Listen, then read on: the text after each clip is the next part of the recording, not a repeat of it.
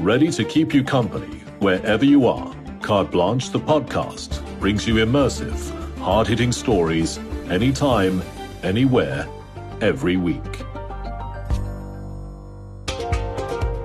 Another week, another whole week wrap with Daily Maverick and Carte Blanche. Coming up in today's episode. The scandals keep piling up against South Africa's deputy president, but all is perhaps not what it seems. A little help from his friends. In the case of Joburg Mayor Sankaree-Govender, it seems that's exactly what's happening. Definitely the EFF and ANC are pulling strings behind the scenes. And a small victory in a monumental fight as Carte is thrown a lifeline. Let's get into it. Welcome to another episode of the Whole Week Wrap with Daily Maverick and Carte Blanche. My name is Lizanne Janse van Rensburg, and joining us today is Daily Maverick political journalist Queenan Maswabi. Queenan, we haven't had you on the show in quite a while. How are you doing? I'm extremely cold, Lizanne. I won't even lie to you. The weather throughout the country has been extremely cold. I've been trying to keep warm, basically. Oh yeah, same here. And I feel like I just can't put on enough layers. Yeah, you can't have too many layers at this point. I don't blame you. Let's get into our first story. And I want to talk about our Deputy President, Paul Mashatile. He's been in the news lately for all the wrong reasons. First, there was the very detailed News 24 reports on how the Deputy President is allegedly living at large in various properties belonging to individuals implicated in state capture. And then there was the incident where Mashatile's VIP protection unit assaulted two motorists. And now the Gauteng Partnership Fund is investigating allegations of the abuse of public loans by his son and son-in-law. How damaging have these recent reports been to Mashatile's reputation? So before we talk about the allegations, we need to go back and talk about why these allegations are coming up at this point and all at once.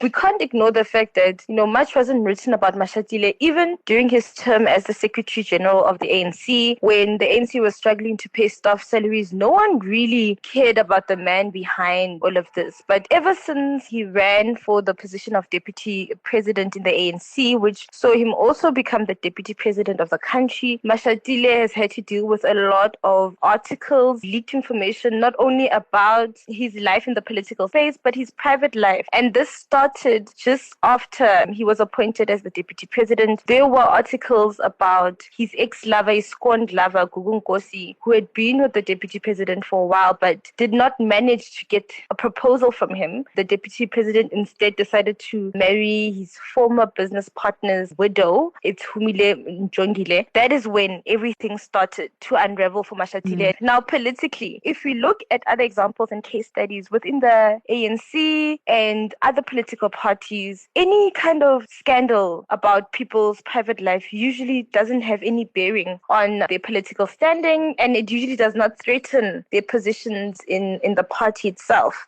However, if this is a complaint or if it's information about a political figure prominent as a deputy president, engulfed in friendships and living a particular life that is linked to those implicated in state capture, or individuals who are seen to be dodgy, facing court cases like Edwin Sodi, who's one of the co-accused in the asbestos case alongside the ANC's former Secretary General Ace Magashule. If it is about any kind of dodgy dealings, then that's when we need to sit up and listen and think about what it means for our country and the leadership we want in our country. Mashatile obviously didn't take this lying down. I mean, we saw him telling the city press that all of these issues form part of a plot to oust him. And then obviously ANC President Cyril Ramaphosa came forward and he denied this outright. Do you believe there's any truth to this, that it is some kind of plot to get rid of him? Can you maybe give us some context as to why someone might want to get rid of him? In terms of what the Deputy President said in the city press regarding the possibility that there are a group of people and an individual who's trying to get him out of his position. It is quite possibly true, because we do know in the ANC, every single time there's contestation of any sort, these kind of issues come into play, right? And we saw that even last year, when it was the ANC, or leading up to the ANC National Conference, there were a lot of articles discrediting various members, people who had been suspended just before the actual National Conference, people who were hanging in the balance, or their reputations were hanging in the balance just before the conference, who had to fight to actually be able to contest positions in the ANC. So we know how dirty it gets. We know how muddy it gets ahead of any contestation. And already there's been a perception in the ANC by a certain bloc that is anti-President Cyril Ramaphosa that would preferably want him out, and this would be through the Phala Phala matter. The thinking is that he would be out if it is that there's anything implicating him to Phala Phala, or pinning him down to a point where he does have to relinquish his duties and allow for the deputy to step in, and the deputy now is Paul Mashatile, right? So there are some in the party who want the president out and would prefer for Mashatile to come in, right, just before elections. And the fact that it is the president's second term, which is most probably his final term, obviously there is a push and pull within the party to see who is next, to see who will succeed him. And as we can see with what happened to David Mabuza, it is quite unpredictable space, because our perception was that David Mabuza would get a second term as deputy president and then go on to be president, which has been, a norm in the ANC in most instances, if you look at the ANC's history. But that did not happen. So now, because of how dynamics have changed in the party, people have realized that, it is possible to have a one-term deputy president, and it is possible to push out the deputy president and get an opportunity to be president. So right now, there's a lot of battles within the party regarding who will be the party leader next. And obviously, a lot of people have presidential ambitions, whether it be members who are already in the ANC top 6, or members who are NEC members, or those who just completely do not want Mashatile at the helm. And I think that is the reason why, because he came in as the dark horse of the contestation last year, doing stories around the conference and speaking to people who had known him for many years. They had never anticipated that he would be the deputy president of the country at this point. They have seen the kind of power he has politically and how he can move so swiftly, and people are concerned about him getting that position. Everyone wants it, everyone sees a gap, everyone has their favorite contender. So I think definitely there are grounds for people to talk about the possibility of him being ousted, but at the same time, it does not mean we cannot take these allegations seriously. So do you think this whole Mashatile scandal and the various scandals will have an impact on the elections next year? Or do you think this is more an internal issue that the ANC will have to deal with? I do believe it's an internal issue for now. Whether it will affect the ANC nationally when it comes to 2024 elections, I'm not 100% convinced that it will, based on the fact that people are struggling with other issues. I mean, South Africans are struggling with bread and butter issues. So if the ANC is able to fix that while its internal politics and fights play out, I don't think it would be an issue. He's been called a puppet mayor and a con man, but it seems Joburg Mayor Kabelo Gwamanda isn't going anywhere, and the ANC and EFF will do anything in their power to keep him firmly in his seat. So moving on to another problematic political figure, this is Joburg's Mayor Kabelo Gwamanda. He's set to face a vote of no confidence later this month. Could you summarize the reason for Action SA's bid to have him unseated? There are a lot of issues around Kabelo Gwamanda, and I think one of them is the allegations which were made about him being a part of a Ponzi scheme where they possibly robbed some community members of their money, and this was a burial scheme that was supposed to help community members, but eventually things are said to have gone pear-shaped, and this affected a lot of households. I think that is the main basis around it. Generally, there's been a sense that this man is incompetent, he's not qualified for the job. There's some kind of distrust between other political parties and him. They look at, the kind of leadership he provides. Is he in charge at all? Or is he merely a puppet for the ANC and EFF coalition? So there are a lot of concerns, not only about, his past, but the kind of leadership he can provide for the city. The whole idea that he's basically just a puppet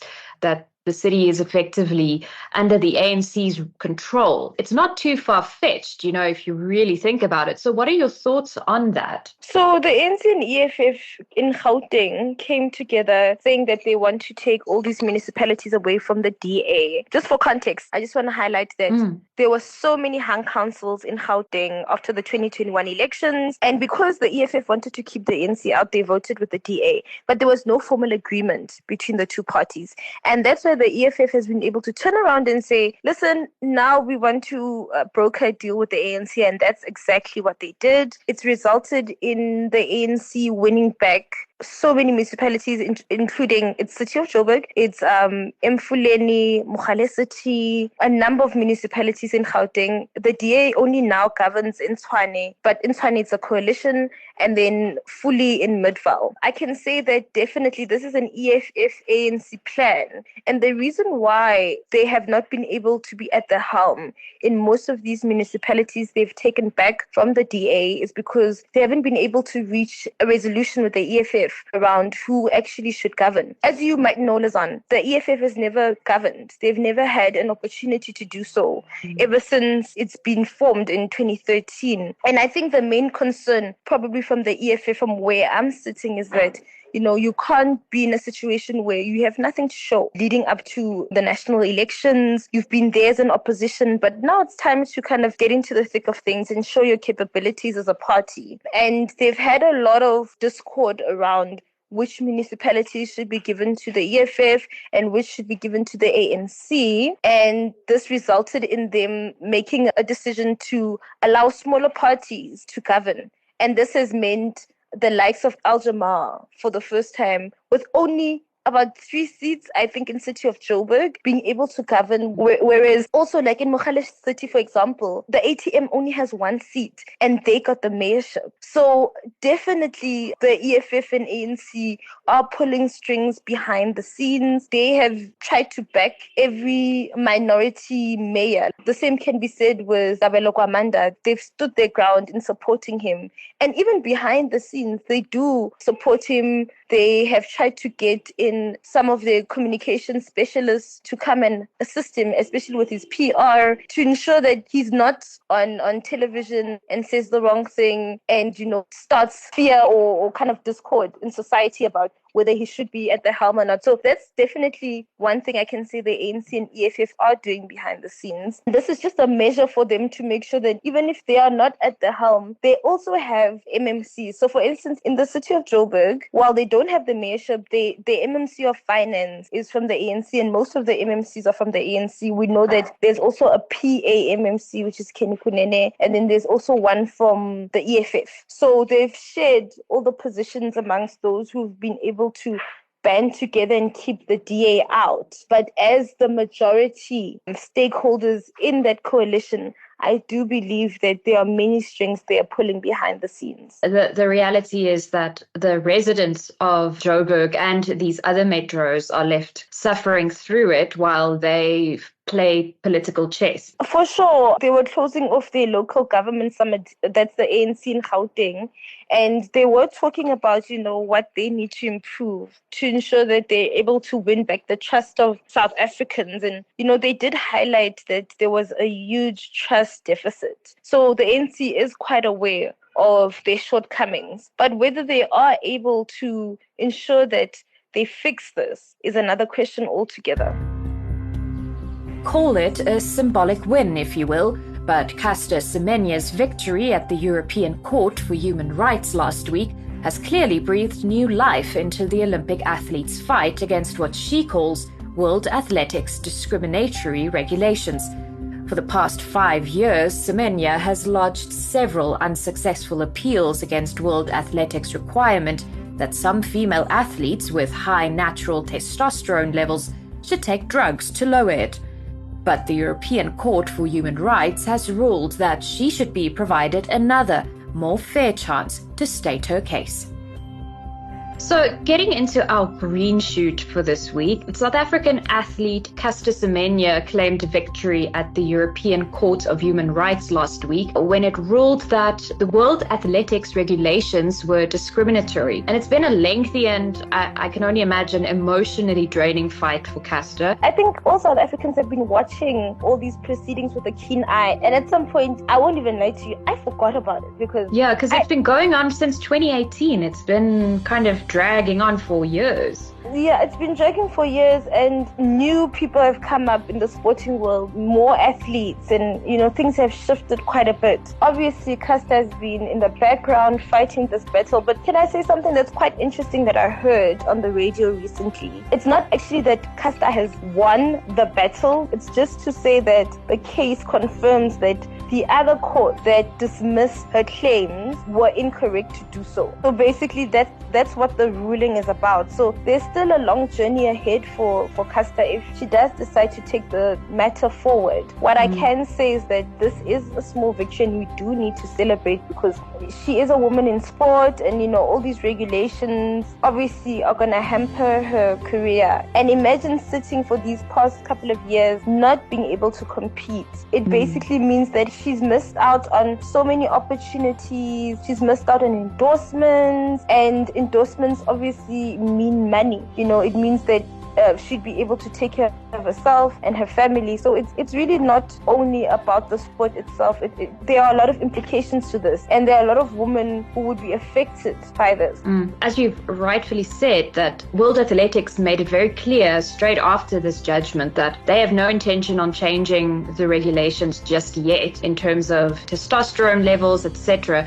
So I'm kind of hoping that Carte and her legal team take this further. And in the meantime, I really hope that she can return to the track relatively soon. But for now, I think she's kind of stuck in limbo again, unfortunately. Yeah, of course she is stuck in limbo. And the other thing that World Athletics did highlight is that they would also be going to the judgment and seeing if they could take any further legal steps. It's going to be a bitter battle. It's not over yet. As South Africans and women all over the world, all we can do is really support Carte and make sure she knows that we are fully behind her. Absolutely. And on that sort of positive note, we wrap things up. Queenan, thanks so much for joining us. It's been such a joy having you back, and I hope we can chat again very soon. Thank you so much, Lazan. It was great talking to you. And that's a wrap.